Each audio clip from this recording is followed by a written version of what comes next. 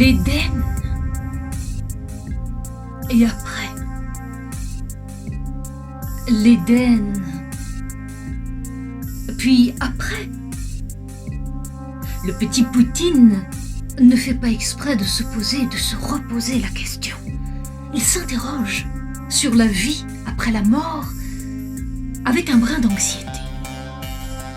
On lui a promis le paradis. Et il n'a toujours pas compris en quoi c'est si extraordinaire comme parti pris. Il a peur de l'ennui. L'ennui lui fait peur. Que va-t-il y faire? Il craint de ne pas s'y plaire. Et l'issue lui semble doublement amère. Espérer le paradis ou craindre l'enfer? Cela en dit long sur sa misère et sur l'impossibilité de s'y soustraire. Ou bien, le dilemme est loin de le distraire. Qu'ira-t-il faire au paradis, où il n'aura besoin de rien pour s'y plaire, même pas d'un radis? Tout y est, à vie, et pour la vie éternelle. Belle, belle, belle comme le jour. Peut-être, mais ce n'est plus de l'amour, ça ne va pas quand ça va toujours. Et qu'est-ce que la vie sans le désir de lui faire la cour? Un amour éternel ne peut être de l'amour.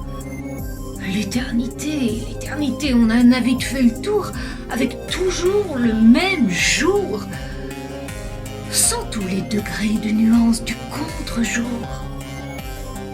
C'est l'ombre qui rend grâce à la lumière, en lui faisant de l'ombre et non le contraire. Le petit Poutine tient à son insoutenable légèreté, à sa précarité, à la fragilité de son existence. Et il ne veut guère entendre parler de joie sans sa part de peine, d'amour sans sa part de haine, de Russie sans sa part d'Ukraine. Souffrance qui rime avec l'existence, cime et abîme en même temps. Le petit Poutine vit comme si c'était sa première et sa dernière vie. La moins solvable, mais la plus irremplaçable des vies.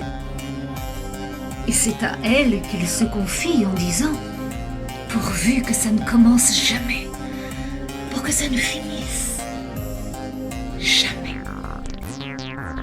C'est ce désir, infiniment fini, qui le maintient en vie.